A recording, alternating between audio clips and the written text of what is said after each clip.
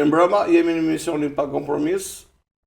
Në Bulevard Televizion e ftuara ime sonda është disi e veçantë sepse na vjen nga larg për të kandiduar për një parti.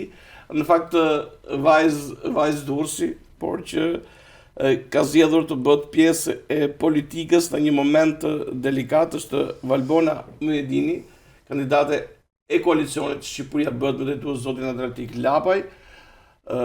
Ashtu siç u thash, jeton në Amerikë, ka ndërtuar jetën dhe familjen atje, por për një kauzë që ka menduar që mund të shërbejë qytetarëve durrësak, ka ardhur të bëhet pjesë e fushatës zgjedhore të 11 majit, ndërkohë që u ka kënaqësinë ta prezantojë sonda edhe si pjesë e programit tonë. Valbona, faleminderit që jemi me sonda dhe gjetë kohën në të ditë ngarkuara të fushatës për të qenë pjesë e emisionit.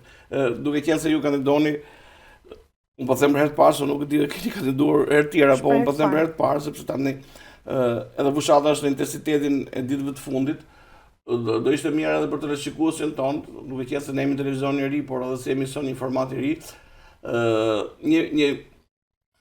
Dy fjalë për performancën tuaj të formimit profesional për të angazhimit tuaj politik. Patjetër, faleminderit për ftesën, e vlerësoj. Unë jam Valbona Mujedini, jam e lindur, e rritur në Durrës, shkolluar në Shqipëri dhe kam vazhduar studimet në Amerikë për menaxhim burimeve njerëzore. Atje kam një eksperiencë të madhe fal mundësive që më janë krijuar atje. Kam drejtuar institucione duke filluar nga healthcare e deri tek institucione RPO, kompani të mëdha ndërkombëtare, jo vetëm me baza në Amerikë, por dhe në Kanada dhe në Europë. Kjo eksperiencë e fituar më ka dhënë mua mundësinë që sot ndjem konfidente dhe të vi në vendin tim për të dhënë kontributin nëse qytetarët do vendosin që ne të vim një ditë në pushtet. Dhe gjithashtu, siç e përmendët dhe ju, kam krijuar familjen time, kam vajzën 5 vjeçe, djalin 2 vjeç, bashkëshortin dhe familjen atje. Gjithashtu kam ndërtuar dhe biznesin tim për një viti dhe vendosa të vi këtu dhe jam falenderuese që familja ime më mbështeti në këtë nismë dhe mendoj që qytetarët e Durrësit do ta vlerësojnë që kanë sot një alternativë tjetër. Për te alternativa që janë ofruar majtas dhe djathtas, sot kanë njerëz të shkolluar, njerëz që vinë nga diaspora por dhe brenda vendit, të japin kontributin e tyre. Valbona, përse me Shqipëria bëhet e gjetët ju apo ju gjetën ato ju? Duaj përgjigje sinqert. Tani sinqert nuk vendosim përgjigje juaja, por një përgjigje sinqert sepse gjithmonë mban diçka rezervë politik. Patjetër, absolutisht. Unë politik kam hyrë për të qenë shumë transparente sepse kjo është më tepër se sa një dëshirë për të marrë një pozicion, kjo është një luftë që unë ndjej për t'i dhënë një mundësi dhe një alternativë Shqipërisë dhe shqiptarëve. Për të shkuar të pyetja juaj, kjo është një ftesë që më bë, po dhe një dëshirë imja e madhe për të qenë pjesë e kësaj lëvizje. Pra ishte një marrëveshje dy paqe në farë mënyrë, pra gjetët njëri tjetrin. Patjetër. Atëre për të mbetur përsëri këtu, pas një angazhimi dikush pavarësisht se në Amerikë, po diku larg. Ju me siguri që e keni ndjekur politikën shqiptare, zhvillimet që kanë ndodhur këtu. Megjithatë, do desha një përgjigje në kontaktet që morët në momentin që vendosët kandidonit për qarkun e Durrësit. Si e gjetët politikën shqiptare? Patët në lloj zhgënjimi, mendoj të ta gjeni ndryshe nga që flisën në televizion, në gazeta, në portale? Patët një lloj zhgënjimi momental në fillim kur erdhët të pranduat kandidimin apo e gjetët ashtu siç kishit menduar? Faleminderit për pyetjen, shumë e gjetur pyetja. Të them drejtën, ishte një zhgënjim i madh. E prisja që Shqipëria të ishte në një situatë vërtet kritike, sepse siç thatë ju, ne edhe pse jemi larg, ndjekim sepse kemi familjarët tanë këtu dhe na duhet të përditësojmë dhe të marrim informacion se ku njerëzit tanë jetojnë dhe ku është Shqipëria, ku e kemi lënë apo zhvillohet apo përparohet. Televizion shfaqi realiteti i cili ishte i dhimbshëm, por dita që kam zbritur në Shqipëri dhe fillimi i fushatës ka qenë një zhgënjim i madh, sepse këtu unë po shikoj që nuk ka një fushat, po ka një heshtje zgjedhore. Këtë përshtypje më ka lënë. Dhe tjetër është, nuk duam, ne kemi një qasje tjetër, nuk jemi këtu për të folur apo për sharë partit politike apo drejtuesit politik apo kandidatët e partive tjera? Për të mbetur kjo që tha, sepse ishte një konstatim i drejtë ai juaj dhe ne do kena mundësi të analizojmë në vishmëritë e misionit. Ideja është këtu që edhe në Amerikë nuk është se mungon gjua ashpër e përballjes politike, sepse edhe ne, siç keni ndjekur ju Shqipërinë, këtu kemi ndjekur edhe në Amerikën. Pra, edhe në Amerikë ka një gjuhë të ashpër, një gjuhë që herë shkon në akuzë, madje edhe në akuzat të cilët përfundojnë në gjykata. Ajo që ndoshta në Shqipëri duket ndryshe sepse ju keni qenë pjesë e këtij komuniteti dhe ju duket të tronditse se si funksionon kjo lloj gjuhë me kaq pak banor, me kaq pak njerëz që kanë pas mundësi të bëjnë më shumë për këtë vend dhe sepse është ndryshe një vend si Amerika që ka të gjitha racët e botës me mërmendje prezente në një Shqipëri kaq të vogël kur kryeministri ka marrë përshtypje të përdorë atë gjuhë. Nuk e ka për të parë kryeministri sepse ju keni qenë në Amerikë, në mediave na ka qytë Kazan në fillim, tani ka hapur një emision vetë dhe e ka heqë të punë në Kazanit. Pastaj mori tepsin, tani ka dalë ke Kneta. Vëllai do rrim pak ke çështja që jemi sepse ju jeni një koalicion që keni dalë, pra këtu thuhet që Rama ka 12 vite që qeverisë këtë vend, janë të gjithë kundra Ramës, janë të gjithë kundra qeverisjes, por ndërkohë që kur nuk u ndërtuaj një koalicion për të bashkuar të gjithë bashkë për ta mundur Ramën. Dhe po ta vëmë re sot, janë në disa koalicione, disa parti të cilët janë të veçuara dhe nuk u bën dot bashkë. Si e shikoni? A kishte mundësi të bënin bashkë këto parti me që Rama është e keqja më e madhe dhe pse nuk realizua? Patjetër. Mendoj që do ishim shumë më të fuqishëm se sa jemi të veç në këtë. Është një luftë e madhe. Nuk është një betejë e vogël, por është një luftë e madhe kundra personave që kanë marrë peng të vend dhe do të ishte me të vërtetë ideale nëse ne do të ishim të bashkuar, por kjo nuk vjen për fajin ton, pasi ne kemi zgjatur dorën të gjithë partitë e vogla të bëhemi një grup i madh. Përgjigje për ata nuk japim dot. Ne kemi qenë personat që kemi qenë të gatshëm për të bërë një koalicion të madh me partitë e reja. Secili ka zgjedhur, nuk e di për çfarë arsye, rrugën e vet, por ne patjetër do të ishim shumë më të fortë para. E kisha këtu është çështje ego, është çështje do të jem unë i pari, do të jem unë drejtuesi, do të sepse kur bëhet fjalë për një kauzë të madhe, si është kauza për të shërbyer qytetarëve, ego dhe drejtimi lehen me një anë, sepse për supozoni të shërbesh qytetarëve dhe njerëzve tuaj. Pra ka qenë thjesht çështje ego mendoni apo ka pas probleme, sepse kur ka probleme parimore, pastaj gjërat janë ndryshe. Unë mendoj që një pjesë e tyre kanë çështje ego personale. Parimoret duhet t'i godisnin pasi ne të fitonim luftën e madhe që kishim. Do kishin kohë për çështje parimore t'i korrigjonin rrugës dhe të merrnin drejtimin e tyre. Për të mbetur këtu, por në një këndvështrim tjetër. Në zgjedhje është hyrë me një kod zgjedhor me listra të mbyllura, listra të hapura. Në fakt ka pasur shumë diskutime, ka pasur shumë debate. Dhe përfundimisht dy partitë e mëdha vendosën vetëm duke pas parasysh edhe shumicën e kartonëve që kanë në parlament, sepse çuditërisht sa herë që bëhet sikur zihen do bëjnë një marrëveshje bashkë. Sa mendoni që ky kod zgjedhor që është miratuar për lista të mbyllura të hapura, ju jeni një parti që keni me lista të hapura, një koalicion që keni me lista të hapura, pra personi i cili do vlerësohet më shumë qytetarë do ketë drejt të marrë mandatin. Ndërkohë që Durrësi ka 14 mandate, 10 për supozojmë që dy partitë e mëdha i kanë zgjedhur kryetarët dhe bëhet fjalë për të luftuar për 4 mandate një numër mbi 100 kandidatësh. Pra, si e shikoni në përgjithësi këtë kodin zgjedhor, a shikoni si një lloj presioni që dy partitë e mëdha kanë bërë partive të vogla për të mos e lënë me ngrit kokën, për të mos qenë faktorën politik shqiptare? Patjetër. Kjo është arsyeja e parë pse ata u bën bashkë dhe e miratuan këtë kod zgjedhor që të ishin përjetësisht në atë parlament dhe mos kishin mundësi partitë e reja asnjëherë të bëheshin pjesë. Por gjithsesi, ne këtë herë ndjehemi shumë të vendosur dhe mendojmë që deri në fund do dalë një rezultat surprizë pasi u realizua vota diasporës.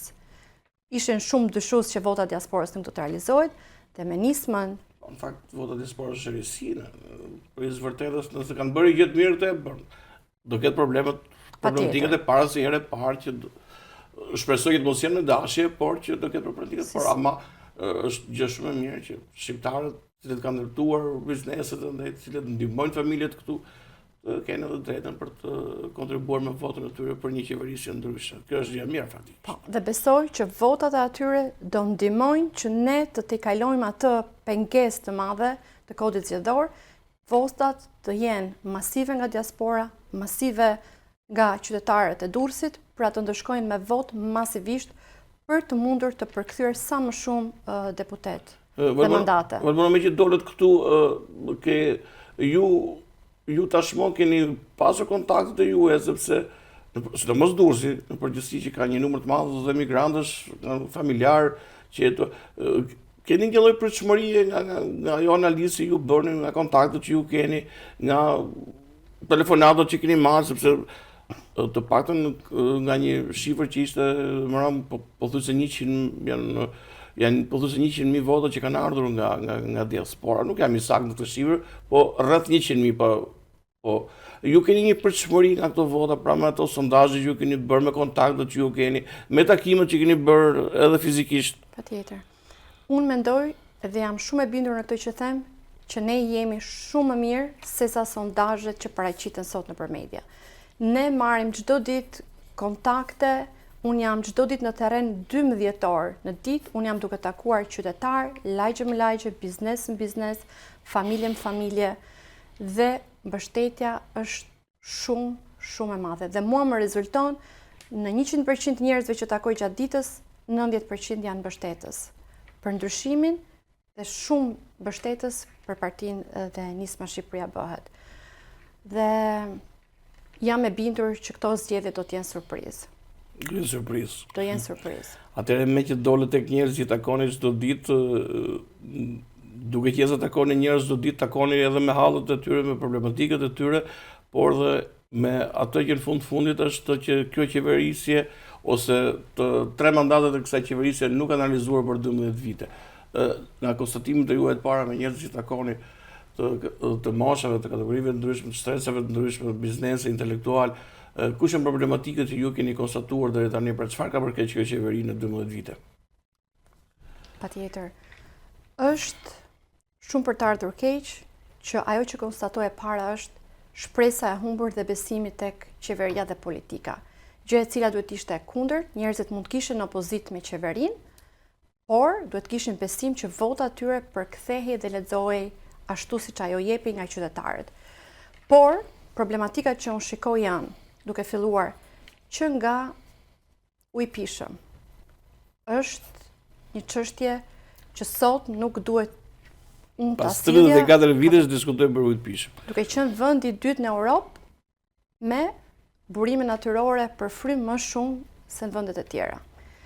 Dhe sot ne kemi mungesë të ujit të pishëm dhe kualiteti dhe cilësia e ujit që vjen sot në familjet tona nuk është i përdorshëm as për të gatuar dhe për të larë. Tjetër problematik e madhe është, dhe për këtë pjesë unë emocionohem sepse janë familjar që kanë parë në periudhën e tërmetit, kanë parë një traumë e cila akoma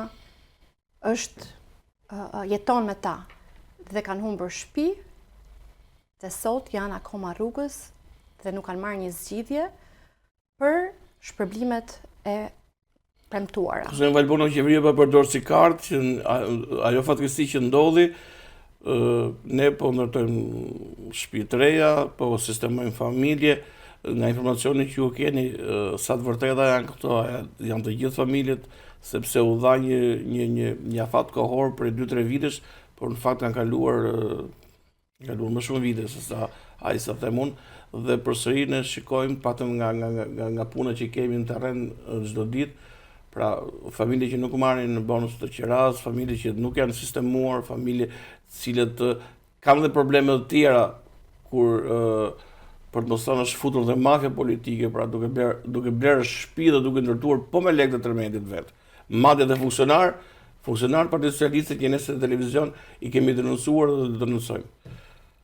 Faleminderit, është shumë e vërtet. Sot janë qindra familje dursake që nuk kanë marrë ende as dëmshpërblim dhe as zgjidhje dhe nuk kanë marrë ende shtëpitë e tyre ose janë në shtëpi me qira dhe bonuset kanë përfunduar. Ne kemi denoncuar, kemi vajtur në ambientet e pallateve të cilat janë ende të pa përfunduara dhe të pa prekura.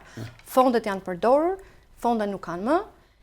Ne do të shkojmë deri në fund kësaj çështje sepse qytetarët dursak duhet marrin atë që i takon.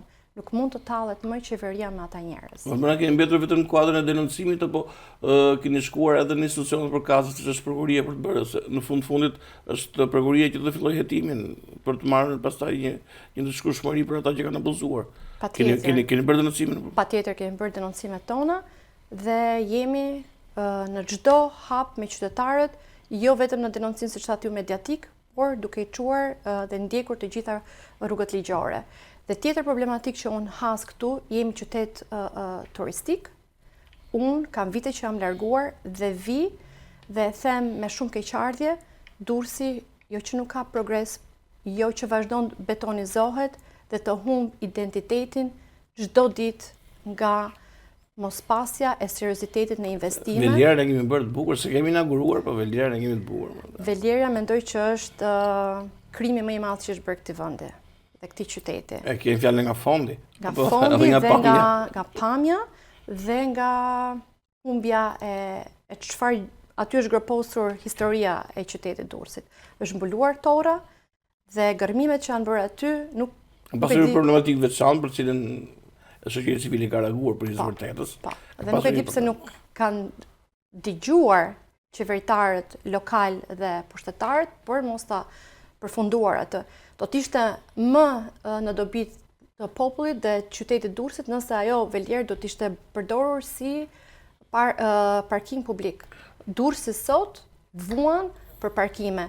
Unë do dalë mbasi të mbaroj emisionet dhe do të bëj video në gjithë qytetin e Durrësit se si këtu në një qytet turistik njerëzit sot nuk kanë parkim publik dhe parkojnë mbi trotuare.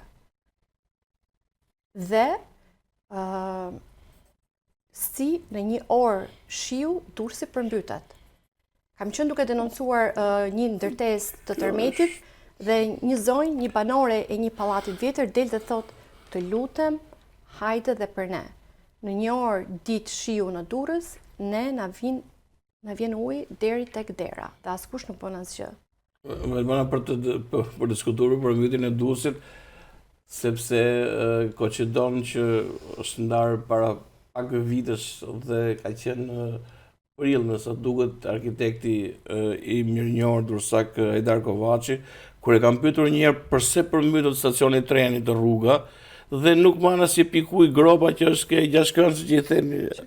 Dhe përgjigja ishte kryevepri, ishte pike dhe e the me shumë kënaqësi dhe kam ornisa në trup më tha, po kjo gropa do të bë pa tender atëherë. Prandaj ndoshta ndodh kjo situatë.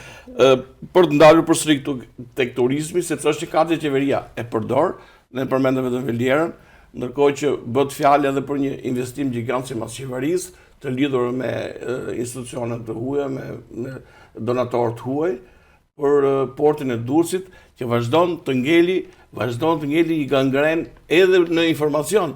Pra, ne me gazetarë kërkojmë informacion, nuk arrim dot dhe detyrohemi pastaj që të bëjmë diversionin ton për të sqaruar të vërtetën. Pra pse nuk thuhet e vërteta dhe pse ky projekt nuk fillon? Unë nuk di a ka filluar apo jo.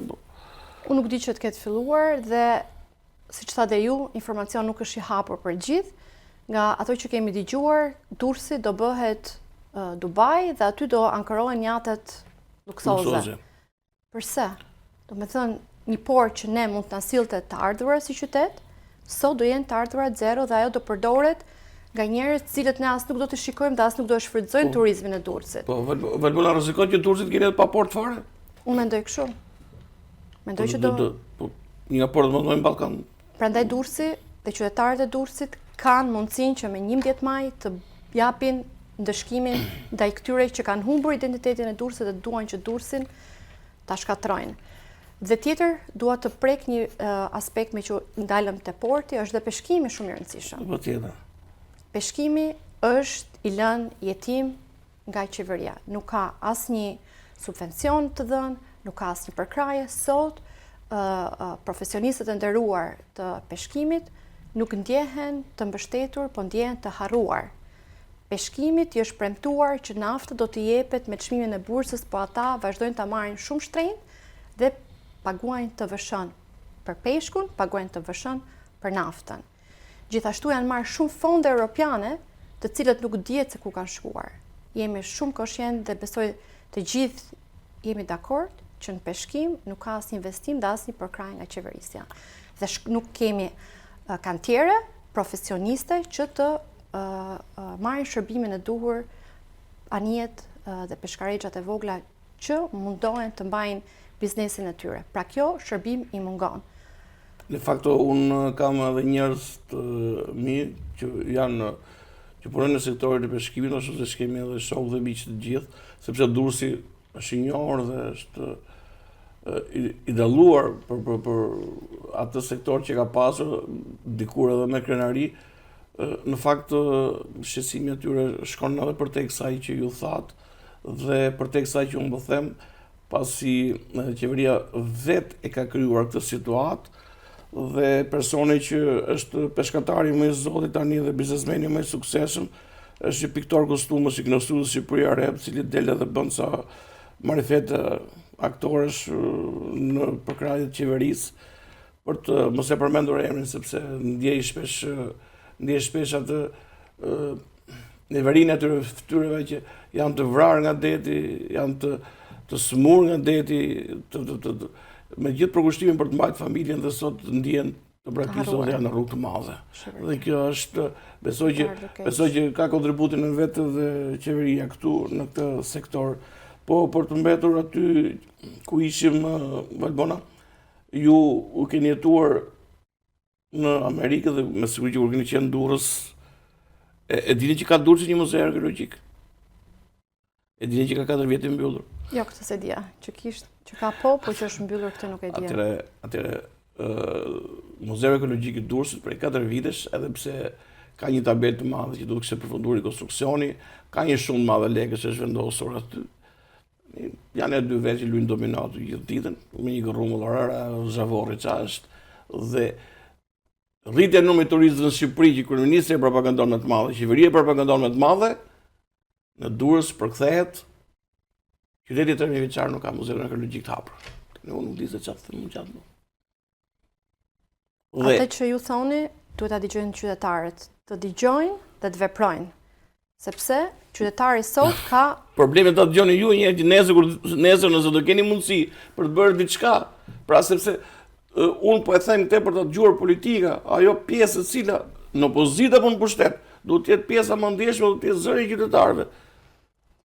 Atëre, misioni im që kam marrë dhe pse unë dua të bëjmë pjesë e politikës është sepse dua të jem zë i fuqishëm dhe nuk dua të jem spektator, po dua të jem kontribues që në ligjin dhe programet që ne kemi si parti, nesër kur të jemi në qeveri apo në parlament, kemi mundësinë që ligji e drejta dhe përfaqësimi i qytetarit të jetë i drejtë.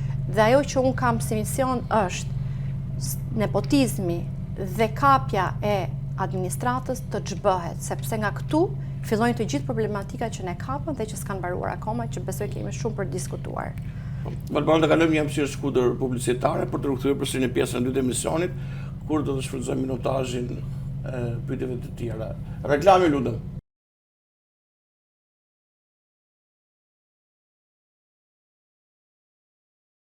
Atëherë jemi rikthyer në pjesën e dytë të emisionit të Pakompromis të Bulevard Televizion, ku e ftuara ime është zonja Valbona Mehedini, është kandidate e qarkut Durrësit për koalicionin Shqipëria Bë, drejtuar nga zoti Adratik Lapaj. Kemi diskutuar në pjesën e parë të emisionit për atë që kemi menduar për të ardhur deri tek pika e zgjedhjeve për kodin zgjedhor, kemi diskutuar për problematikat që ka hasur ajo duke takuar qytetarët të çdo ditë, për koalicionet e mundshme që mund të kishin funksionuar ndryshe dhe mund të kishte një organizim ndryshe nga opozita. ndërkohë që Zonja Fjalë ka bërë një performancë të formimit të saj profesional dhe angazhimit të saj politik dhe vendimi që ka marrë për të qenë pjesë e koalicionit Shqipëria Bëhet. Për të kaluar tashmë në një blok të dytë pyetjesh që ka të bëjë pikërisht me fushatën e saj që lidhet me programin e koalicionit Shqipëria Bëhet. Unë do të jepja një minutazh goxha interesant, sepse programi në fund fare është që intereson qytetarëve, oferta që ju i bën atyre për të krijuar besueshmërinë tek ata, por dhe ato për të pasur një ide të qartë për kë po votojnë. Pra për të ndalur më gjatë në pikat kryet programit, sepse programi ka një hapësirë të pafundme që nuk do na mjafton të një emision.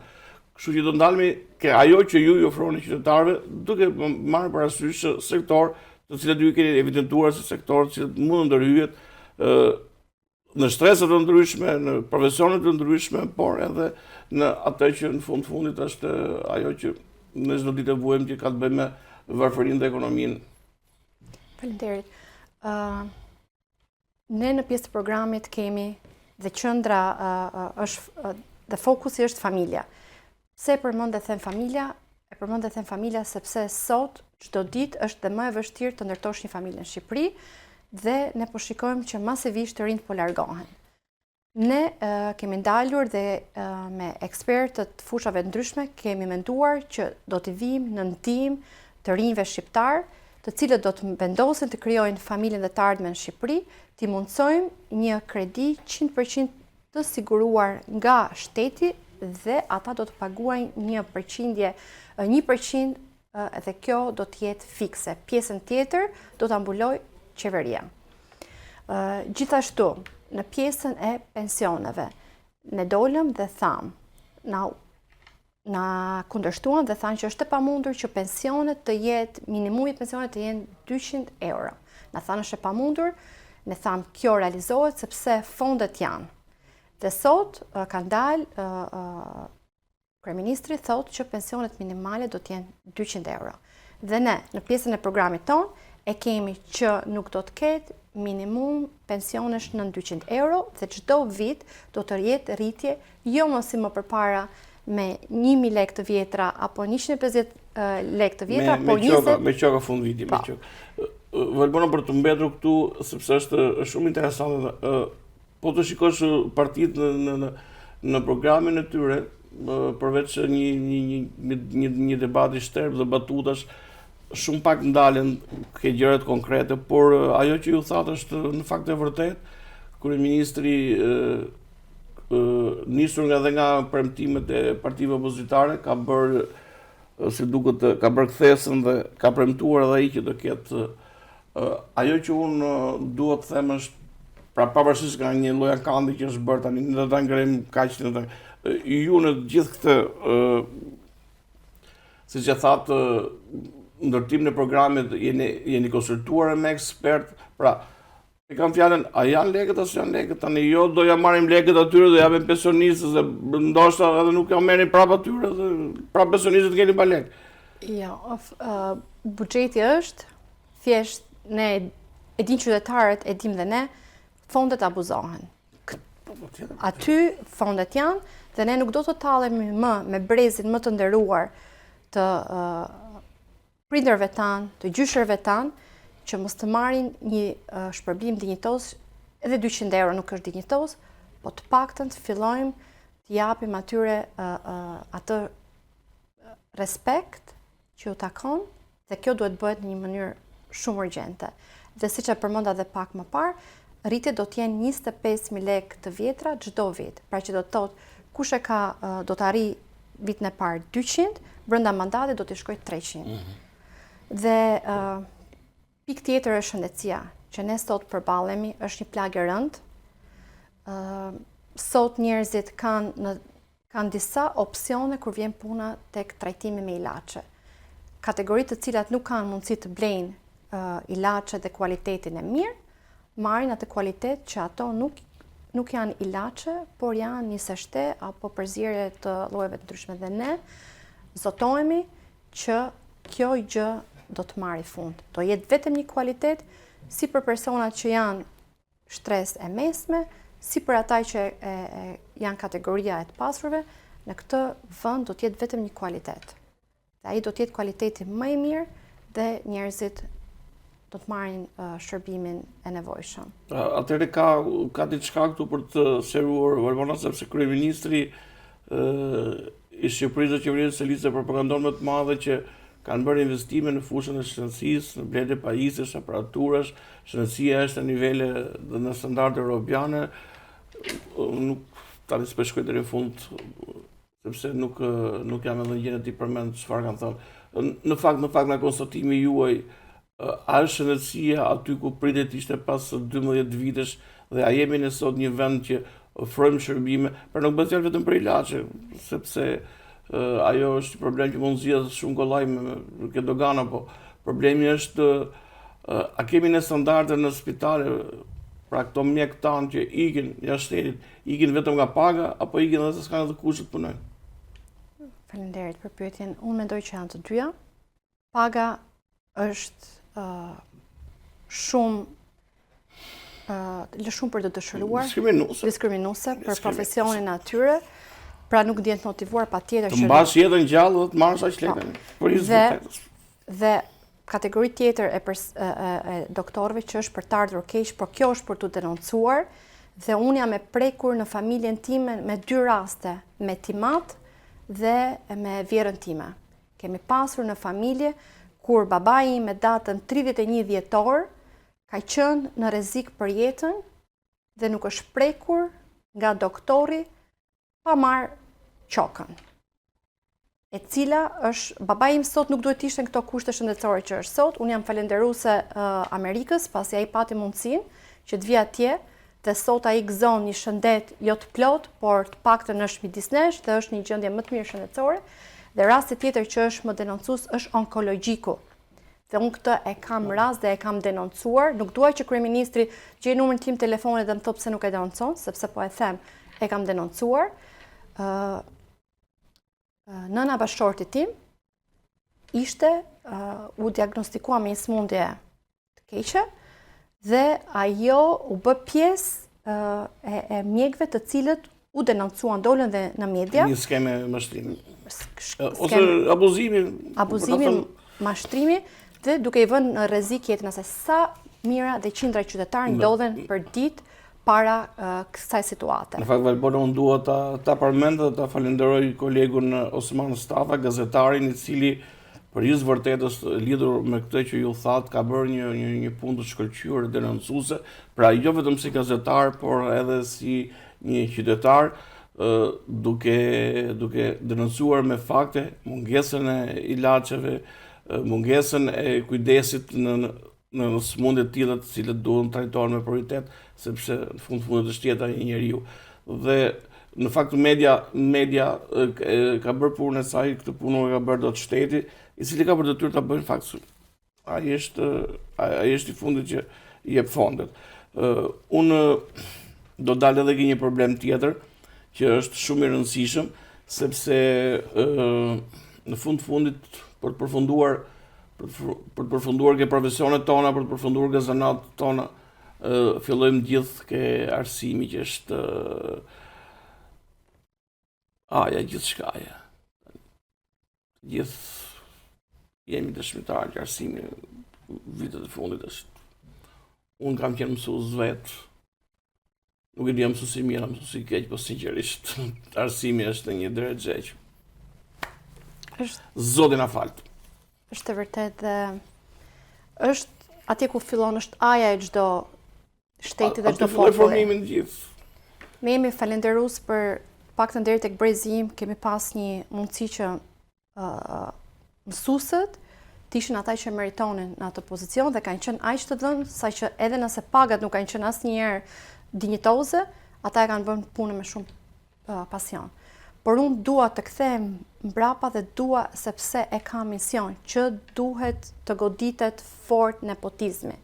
Nepotizmi dhe çrënjosja e kapjes së administratës. Pse e them këtë dhe pse i më shoj këtë, sepse të gjitha problematikat që ne kapëm sot vinë nga nepotizmi, korrupsioni që ka kapur dhe pllakosur këtë vend në çdo institucion shtetëror.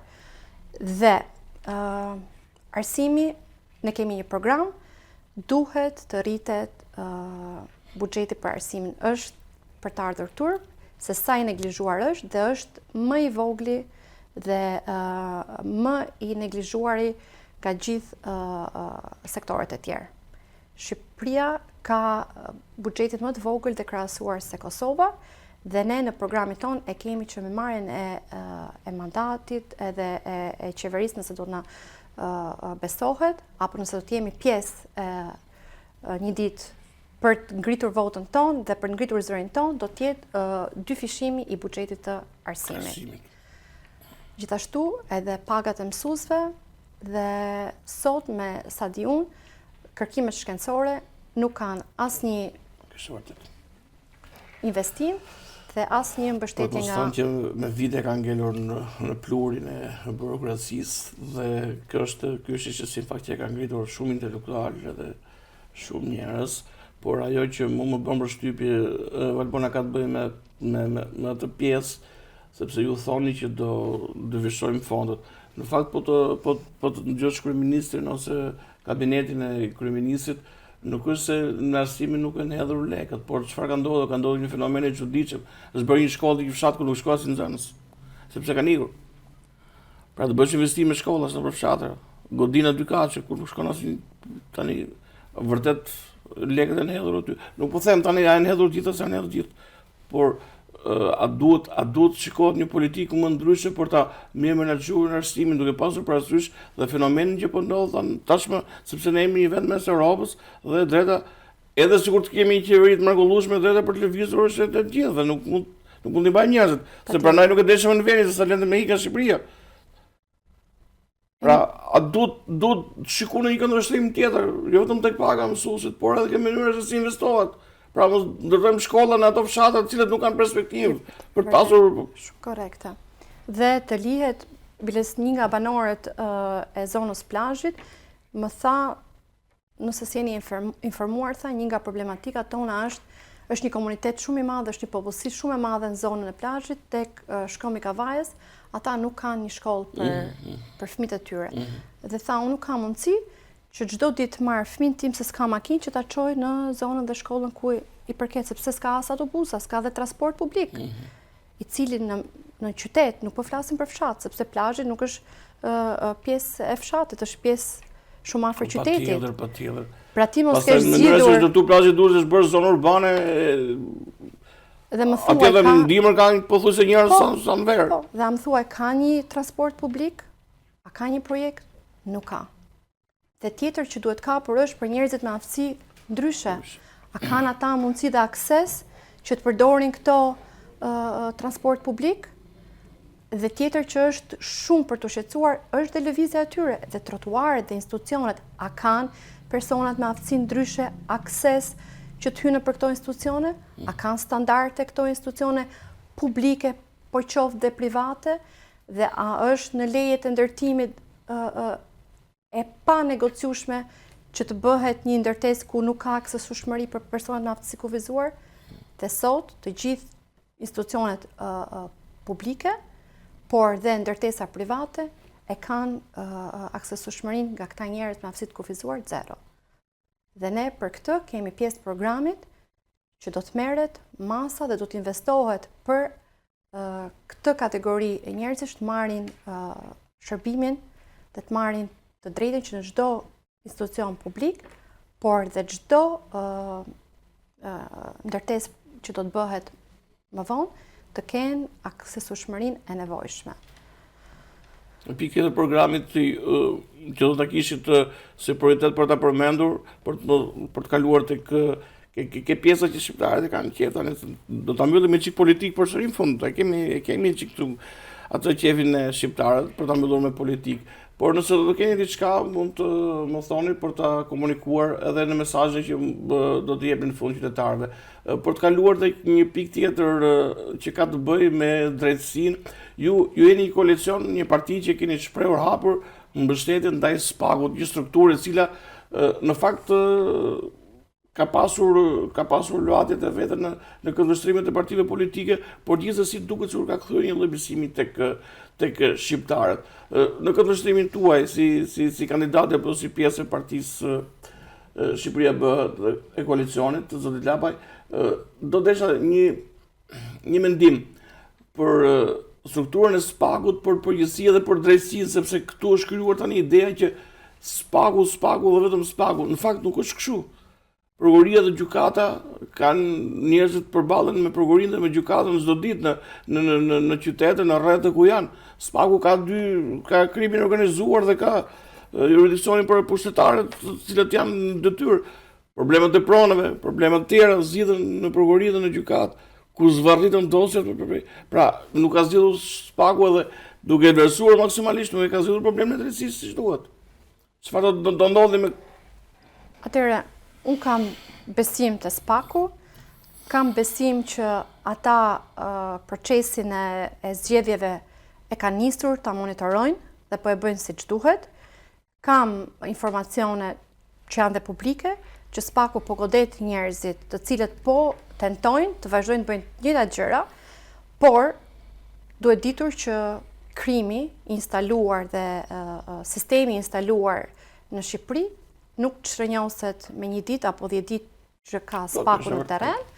Kjo është një luftë që sapo ka filluar dhe ne besojmë fort që këtë herë leku i krimit dhe i kapur do të dobësohet dhe ne shpresojmë që me ndihmën e SPAK-ut ne do të arrijmë të marrim aq mandate sa të fillojmë të xhbëjmë këtë sistem të kapur. Por me që jemi këtu, e ndjeni që njerëzit kanë fituar një lloj besueshmërie që vota nuk do abuzohet, nuk do të shitet, nuk do të edhe të kërcënohet, sepse vota është kërcënuar, është marrë dhe me kërcënim.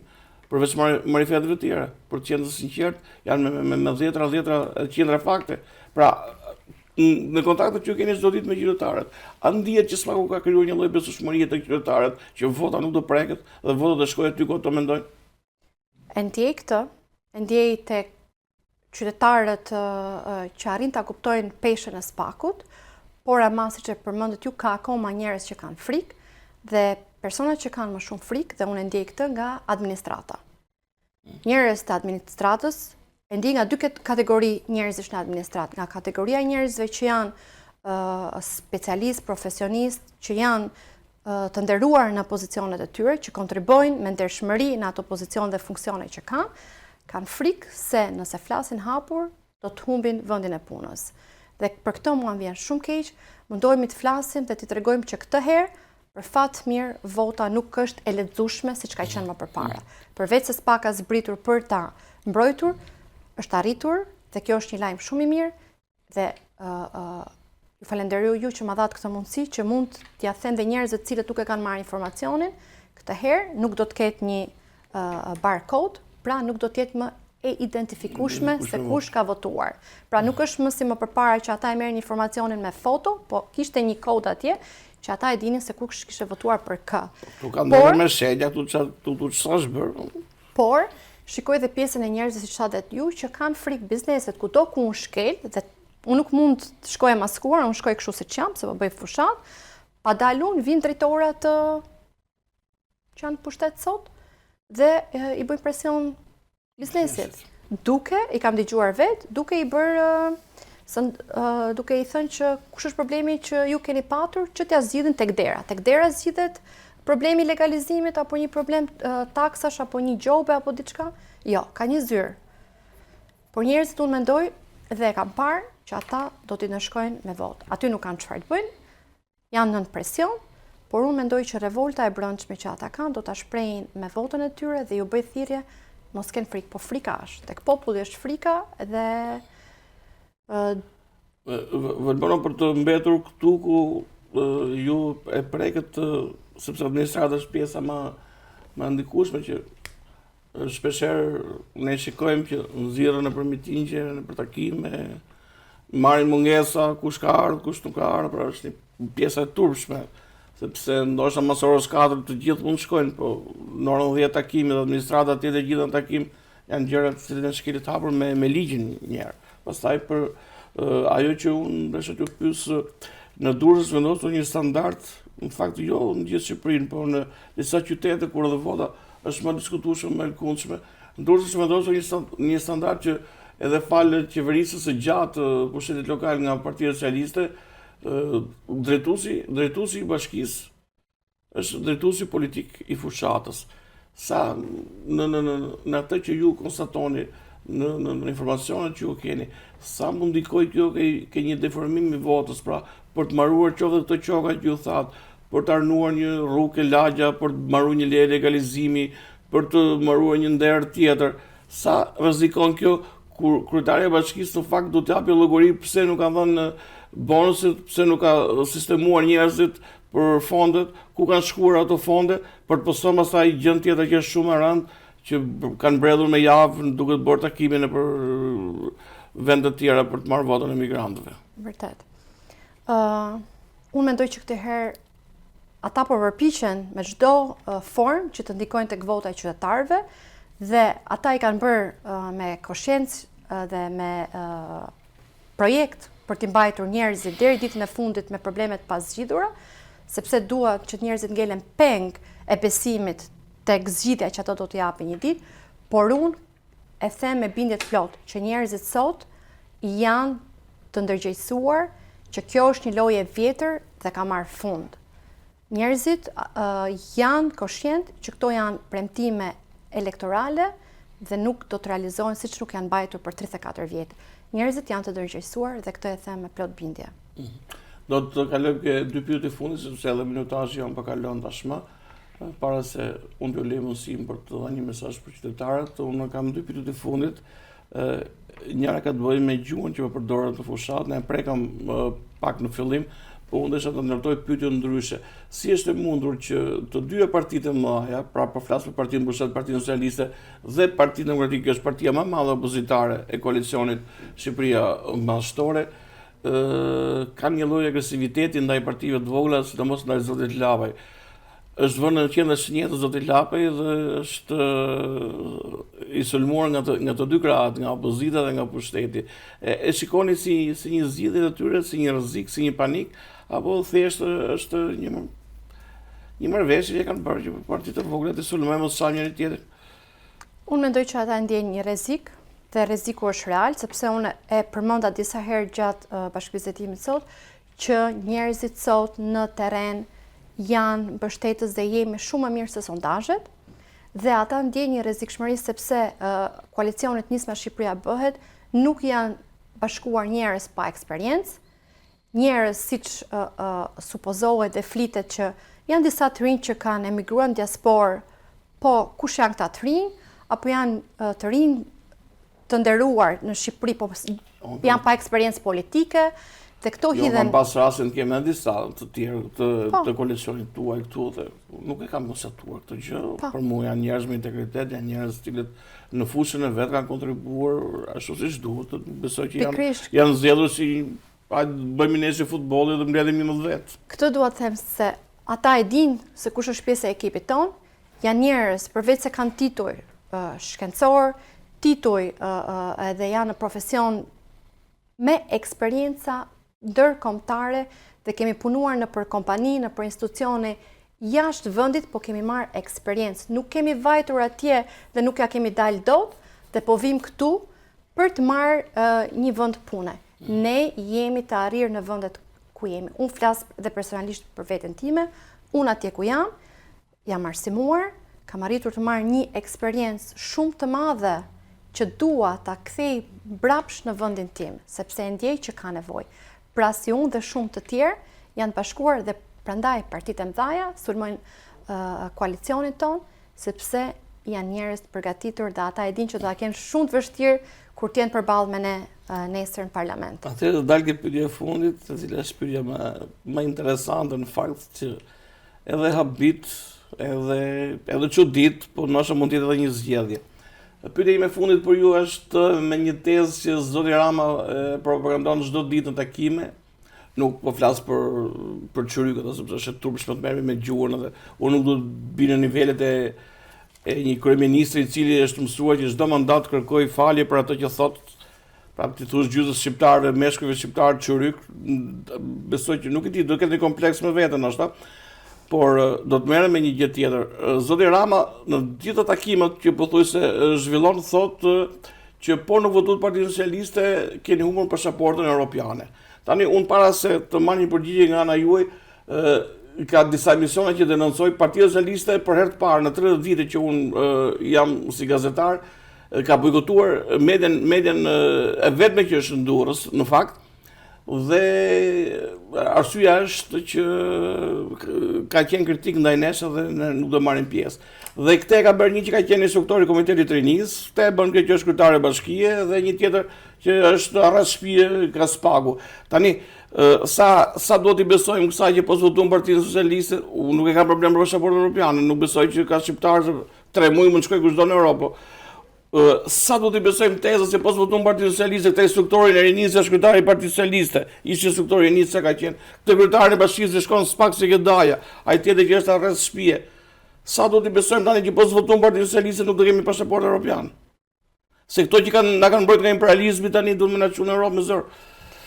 Unë mendoj që kjo është slogani më i pavlefshëm për këto zgjedhje dhe që njerëzit e para nuk duhet të kenë frikë se ne jemi pjesë Europës, siç thatë ju kemi mundësi të shkojmë atje dhe kemi treguar që kushdo Ne kemi 1 milion shqiptarë, çfarë pasaportë do japim? Nuk kanë ngelur më njerëz për të marrë, ne i kemi marrë, ne që kemi ikur, unë kam marrë pasaportë amerikane, ata që kanë vajtur në Europë, kanë gjetur rrugën se të shkojnë në Europë dhe po i marrin letrat nga Europa, këtu s'ka ngel më njerëz për tik. Këtu po bëhet popullim. Ne po presim njerëz na vinë nga vendet e tjera që të na zvendçojnë, po këtu nuk ka ngel njerëz për të marrë pasaportën europiane. Ne duhet japim dinjitetin shqiptarëve që kanë ngelur këtu dhe të shpresojmë që njerëzit që janë larguar ta gjejnë veten dhe vinë të rikthehen këtu dhe të investojnë në vendin e tyre. Kjo është premtimi që duhet japi Edi Rama. Por ai nuk e jep dhe këto premtime i japim ne dhe do t'i mbajmë. Dhe unë mendoj që populli këtë herë do vendosi për ndryshim. Atëherë për ta mbyllur emisionin para se t'ju falenderoj, përse qytetarët të Durrësak duhet ta votojnë në koalicionin tuaj dhe konkretisht të Valbonën. Çfarë mesazhe do të jepi dy qytetarëve për datën 11 maj? Duke përmbledhur të gjitha ato që thamë gjatë gjithë emisionit, kuptohet. Ne siç e përmendëm, baza është ligji, familja, drejtësia dhe gjithashtu ekonomia është e rëndësishme. Këto të gjitha janë në programin tonë, i cili është shumë i detajuar dhe ne i përmendëm më përpara. Dhe pse mua? Unë jam një vajzë e lindur, e rritur në qytetin e Durrësit, e shkolluar në Shqipëri dhe kam vazhduar studimet në Shtetet Bashkuara të Amerikës, ku atje jam diplomuar me rezultate shumë të larta dhe më dha mundësia që të drejtoj në fushën e shëndetësisë dhe në fushën e rekruttimeve ndërkombëtare në pozicione të cilat ato kompani kanë aksesin në jo vetëm në Amerikë, por dhe në Europë, Kanada dhe Azi. Pra unë kam një eksperiencë të cilën duha të vi të vë në kontribut të vendit tim. Pra nuk dua të jem spektatore të shikoj se si vendi im dhe qyteti im shkon drejt rënimit, po jam këtu që t'i bashkojmë këtij ekipit të madh që duam që qytetit ton dhe vendit ton t'japi një mundësi për ndryshim dhe të ecim përpara. Zonja Valbona, unë ju falenderoj shumë që ishit sonte në emisionin Pa Kompromis në Bulevar Televizion. Sigurisht ju uroj suksese në misionin që keni marrë dhe në vendimarrje, sepse në fundit është vendimarrje, ju thatë që jeni dhe familjare, pra ka qenë edhe një vendim kolegjal edhe i familjes dhe unë shpresoj që të keni një rezultat, një përshmëri të mirë duke qenë, sepse edhe si koalicion i ri që hyni në zgjedhje, por edhe si një shpresë për shqiptarët për të parë ndryshe politikën, jo më me 12 të funksionoj. Shumë faleminderit ishte me mua sonte. Faleminderit ju. Ky ishte emisioni për sonte, takohemi në emisionin tjetër. Natën e mirë nga Artur Llana.